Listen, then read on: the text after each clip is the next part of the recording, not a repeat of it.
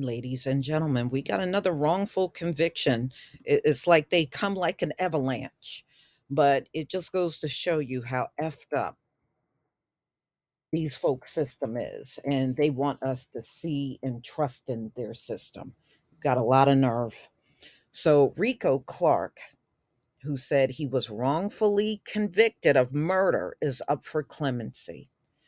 So they're saying there is plenty of evidence that shows he absolutely did not murder anyone. So this is a case that happened in Illinois, and now there is a review panel going over his case. There was a shady cop that have a track record of, lying on people that get arrested. But you notice how they let these cops go on and stay on the force, and sometimes they're on the force for a few decades.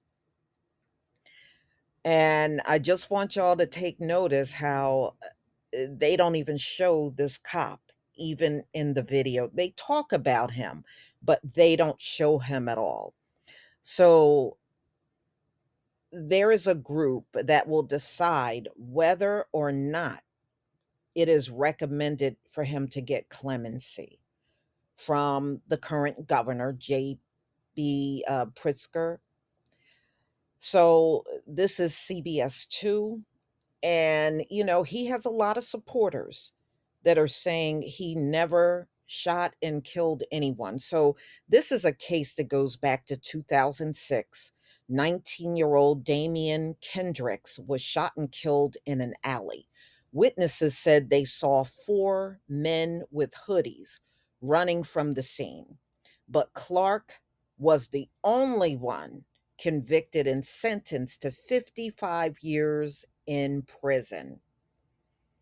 So I'm going to go ahead and show you the video, and then I will be right back with the rest of my commentary. Illinois Prisoner Review Board is currently reviewing a clemency petition for a Chicago man serving a 55-year sentence for a murder he says he didn't commit.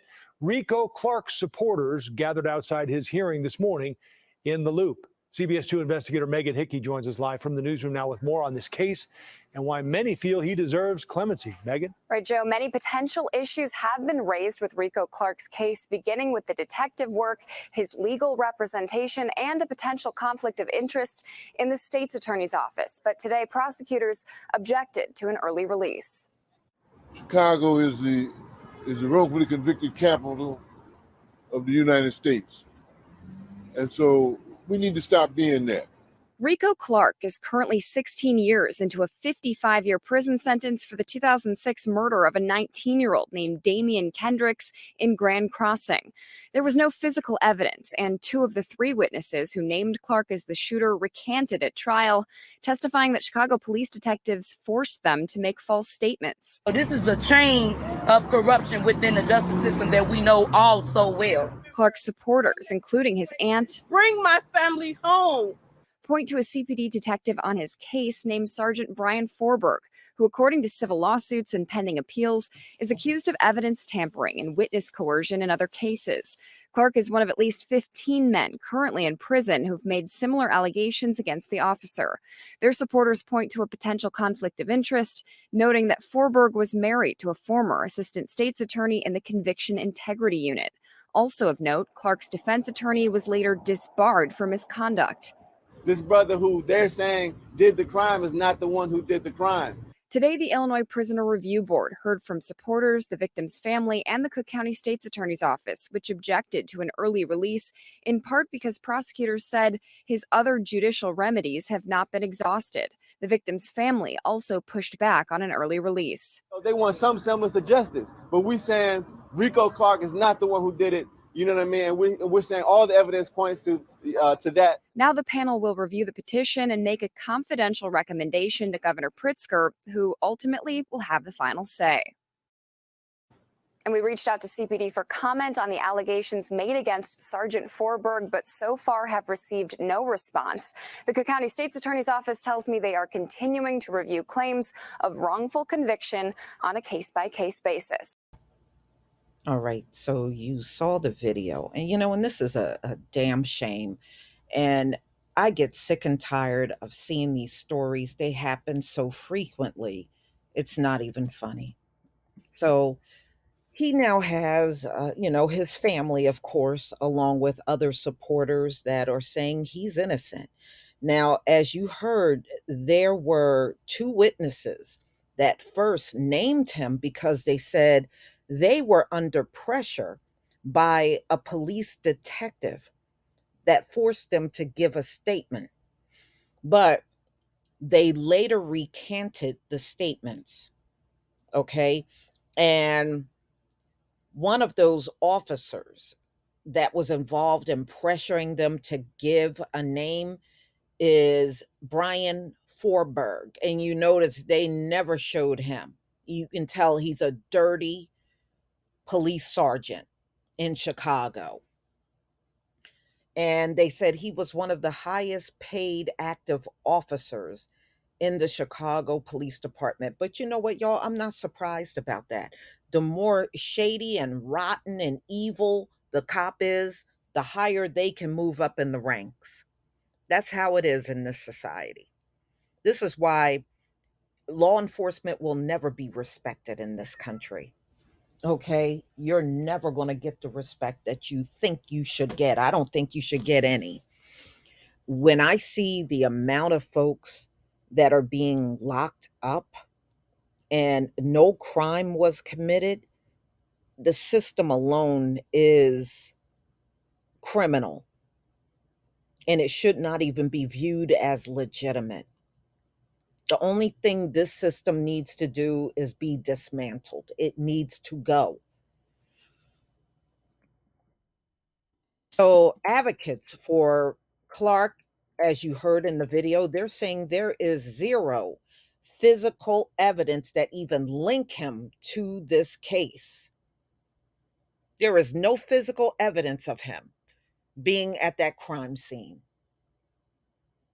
But we've seen this in other cases as well. They don't care if there's no physical hair there, there's no fingerprints there. They don't care. They'll still lock you up and give you this crazy sentence and just walk away.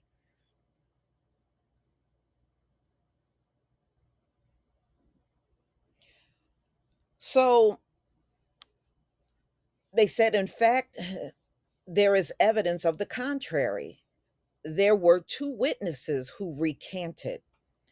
So, this is the classic frame up case the Chicago Police Department has perpetuated against a number of people. You heard Frank Chapman, the executive director of the National Alliance Against Racist and Political Repression.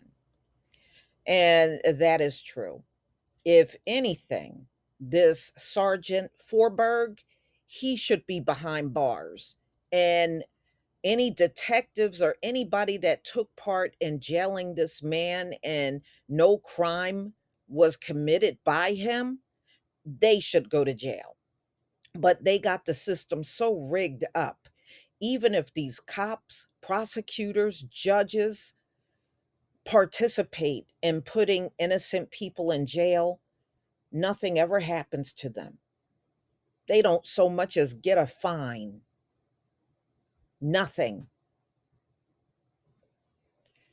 Well, I sure hope Rico Clark gets out of jail and he is finally free from this crime that he never took part in. It's a disgrace. You should be embarrassed for running a system like this. But you know what? Y'all are not embarrassed.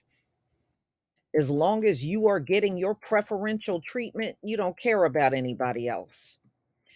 So, y'all, please tell me what you think about this video. Please leave your comment and subscribe. Don't forget to hit on the notification bell.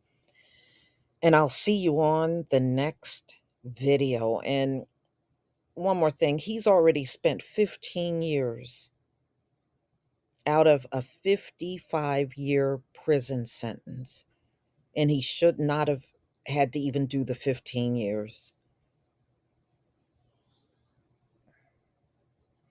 Peace, family.